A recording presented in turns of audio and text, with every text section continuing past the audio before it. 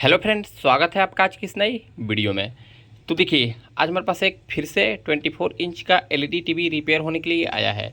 ये टीवी हम आपको फ्रंट साइड से दिखाते हैं। देखिए, इस पर एलजी का आपको स्टिकर देखने को मिलेगा, जबकि ये एलजी का ओरिजिनल टीवी नहीं है, ये एलजी का कॉपी टीवी है। अब चलिए, इसमें कस्टमर का कहना ये है इसमें सप्लाई नहीं आ रहा है। अब देखिए, सबसे पहले हम आपको इसमें सप्लाई देकर दिखाते हैं। ये रहा हमारा मेन लीड को देखिए हम अपने बोर्ड में लगा लेते हैं। बोर्ड में मेन लीड को लगाएं।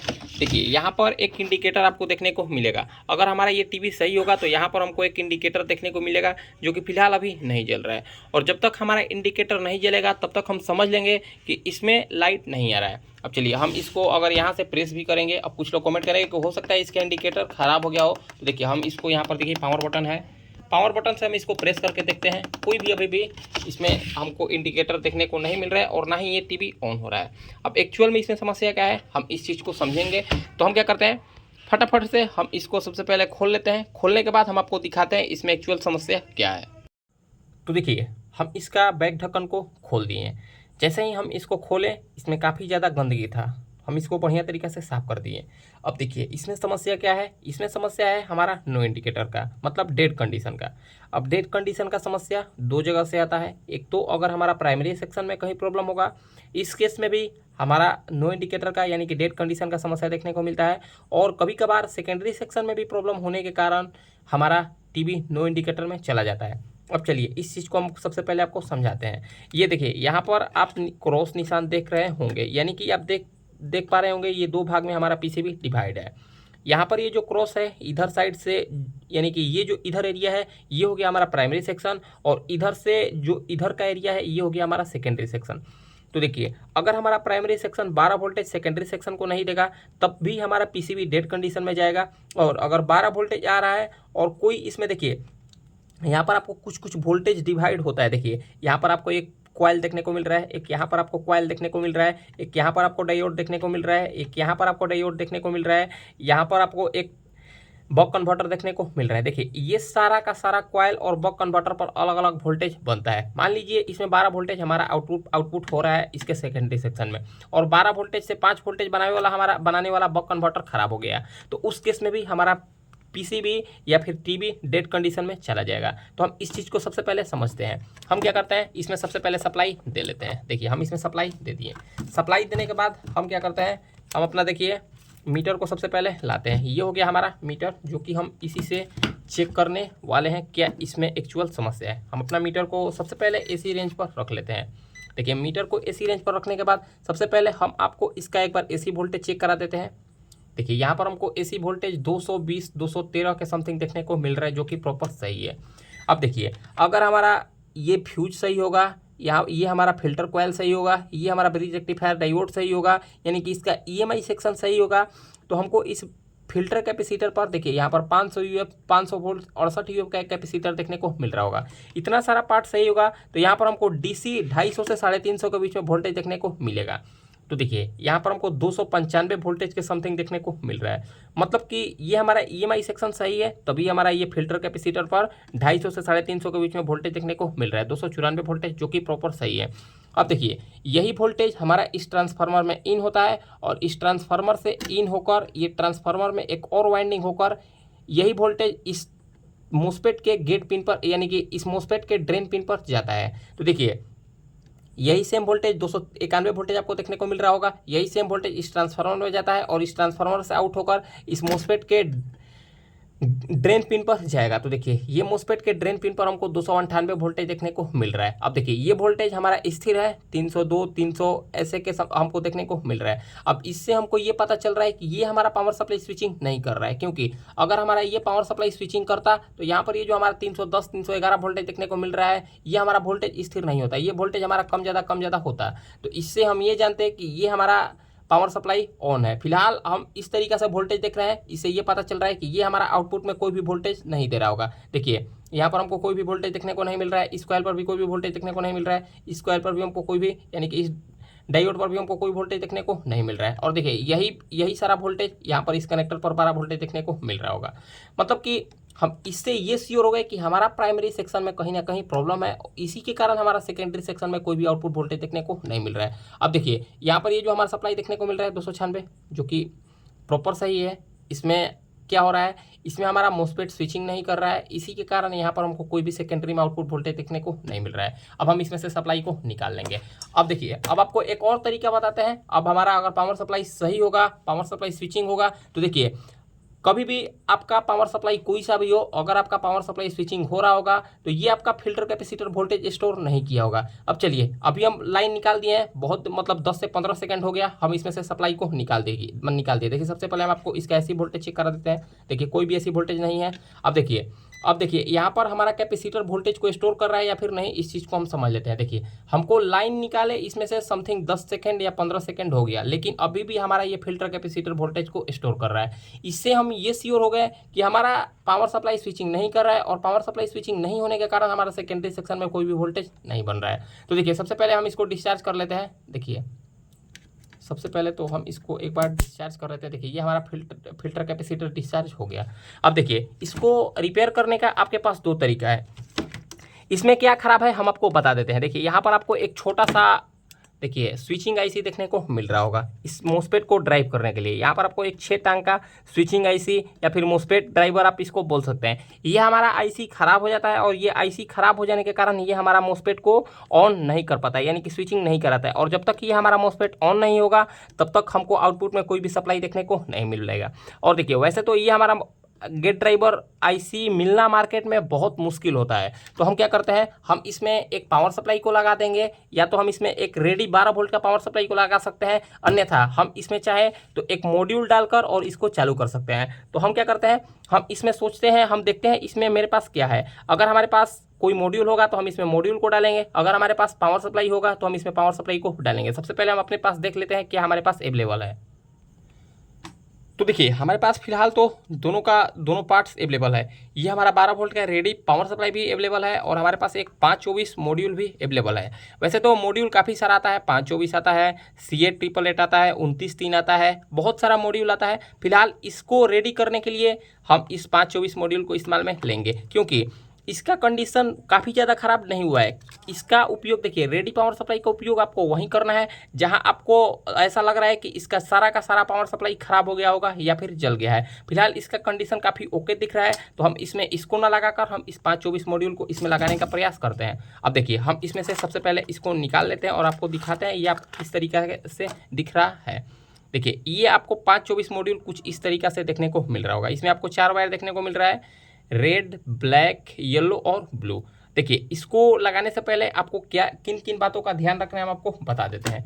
इसको लगाने से पहले आपको यहाँ पर ये जो आपको मोस्फेट देखने को मिल रहा होगा, इस मोस्फेट को सबसे पहले बाहर निकालना है। उसके बाद यहाँ पर ये जो गेट ड्राइवर आईसी हमको देखने को मिल रहा है, इसको भी बाहर निकालना है। तो हम क्या करते हैं, फटाफट से ये दोनों पार्ट्स को इसमें से बाहर निकालते हैं, क्योंकि इसको हम जब तक बाहर नहीं निकालेंगे तब तक तो ये हमारा पावर सप्लाई रेडी होने वाला नहीं है। अगर इसको आप नहीं निकालिएगा तो आपको ऐसा भी प्रॉब्लम देखने को मिल जाएगा कि जैसे ही आप इसमें मोस्फेट को या फिर मॉड्यूल को डालिएगा तो आपका मॉड्यूल उसी टाइम ख़राब हो जाए। तो इस चीज़ से बचने के लिए आपको इसमें से ये जो मोस्फेट और गेट ड्राइवर आईसी देखने को मिल रहा होगा, ये दोनों को बाहर निकाल लेना है। तो देखिए हम इसको आसानी से बाहर निकाल देते हैं, ये काफ़ी आसानी से बाहर आ जाएगा। देखिए हम इसको बढ़िया से बाहर निकाल दिए। अब बढ़िया से बाहर निकालने के बाद इसका सारा लेग को आपको साफ भी कर लेना है, अन्यथा अगर कोई भी पिन आपस में टच होगा तो आपको आगे चल के दिक्कत देखने को मिलेगा। तो देखिए हम इसमें से ये मोस्फेट, ये हो गया हमारा मोस्फेट, हम इसको बाहर निकाल दिए। हम आपको दिखाने का प्रयास करते हैं। ये हो गया मोस्फेट, और इसमें काफ़ी छोटा सा एक गेट ड्राइवर आईसी देखने को मिल रहा होगा। हम आपको दिखाने का प्रयास करते हैं। देखिए ये काफ़ी छोटा सा है, ये इस तरीक़ा से नहीं हुआ रहा है। चलिए हम इसको इसी में रहने देते हैं। अब थोड़ा सा अपना फ़ोन को जूम कर लेते हैं। अब क्या करते हैं, ये रहा हमारा मॉड्यूल। अगर हम इस मॉड्यूल को लगाएं तो ये काफ़ी आसानी तरीक़े से रिपेयर भी हो जाएगा। सबसे पहले हम आपको इसका कनेक्शन बता देते हैं। इसका कनेक्शन आप 2 तरीक़ा से कर सकते हैं। तो देखिए इसका कनेक्शन किस तरीक़े से किया जाता है हम आपको समझाने का प्रयास करते हैं। इसमें आपको 4 वायर देखने को मिल रहा है। देखिए रेड, ब्लैक, येलो और ब्लू। इसका कनेक्शन सिंपल है। ब्लैक वायर आपको ये कैपेसिटर या निगेटिव पिन पर जाएगा, रेड वायर इस मोस्फेट के ड्रेन पिन पर जाएगा, यहाँ पर येलो वायर और ब्लू वायर। येलो वायर आपको आउटपुट कैपेसिटर के प्लस पर जाएगा और ब्लू वायर इस आउटपुट कैपेसिटर के माइनस पर जाएगा। और आप इसको इस तरीक़े से वोल्टेज को एडजस्ट कर सकते हैं इस प्रीसेट के माध्यम से। अगर आप चाह रहे हैं कि इसका हम फीडबैक सेक्शन को इस्तेमाल में न लें, हम इसी का फीडबैक सेक्शन को इस्तेमाल में लें, तो उसके लिए आपको क्या करना होगा, इस ऑक्टोकप यानी कि इस मॉड्यूल का ये जो ऑक्टोकपलर आपको देखने को मिल रहा होगा, इस ऑक्टोकपलर का 1 नंबर पिन और 2 नंबर पिन को ऊपर उठा लेना है। और यहाँ से आपको एक ऑक्टोकपलर यहाँ पर भी देखने को मिल रहा होगा इस मदरबोर्ड में, इस ऑक्टोकपलर को बाहर निकाल लेना है, या फिर आप इसका 1 नंबर और 2 नंबर पिन को बाहर निकाल लें। और यहाँ पर ये जो ऑक्टोकपलर का आप 1 नंबर और 2 नंबर पिन को ऊपर ने उठाया है, यहाँ पर 2 वायर को जोड़कर और इसके 1 नंबर और 2 नंबर पिन पर जोड़ दे। इससे क्या होगा, इससे आपको ये बेनिफिट होगा, अगर ये हमारा पावर सप्लाई 12 वोल्ट का होगा तो ये खुद से आपको सेट नहीं करना होगा, ये खुद से आपको 12 वोल्टेज आउटपुट पर देखने को मिलेगा। अगर ये पावर सप्लाई 14 वोल्ट के लिए डिजाइन किया गया होगा तो ये 14 वोल्टेज खुद से आउट करेगा, आपको कोई भी सप्लाई सेट करने की आवश्यकता नहीं है। तो हम उसी तरीक़े से इसमें कनेक्शन करते हैं, क्योंकि हम ओरिजिनल पावर सप्लाई का फीडबैक को इस्तेमाल में ले लेते हैं। इससे क्या होगा, इससे हमको ही बढ़िया परफॉर्मेंस देखने को मिलेगा, हमको वोल्टेज सेट करने की कोई भी आवश्यकता नहीं पड़ेगी। तो हम क्या करते हैं, हम इसका 1 नंबर पिन, देखिए हम इसका 1 नंबर पिन और 2 नंबर पिन पर एक एक वायर को जोड़ लेते हैं।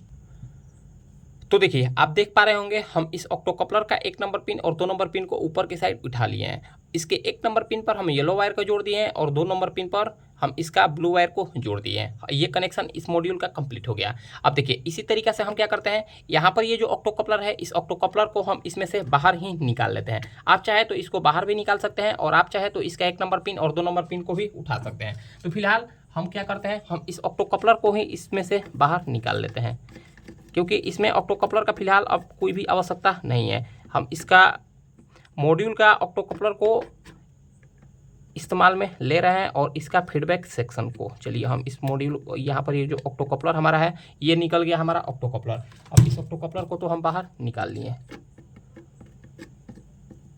देखिए अब आपको कनेक्शन किस तरीके से करना है हम आपको बताने का प्रयास करते हैं।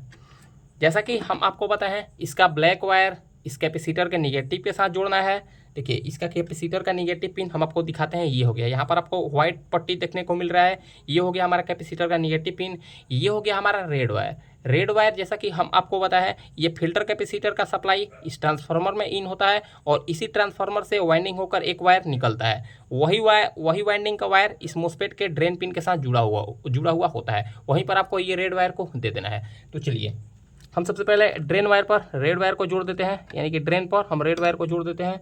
बचा यहाँ पर हमारा ब्लैक वायर पर हम, यानी कि ब्लैक वायर को हम इस कैपेसिटर के माइनस के साथ जोड़ देते हैं। यहाँ पर ये हमारा कनेक्शन कंप्लीट हो गया।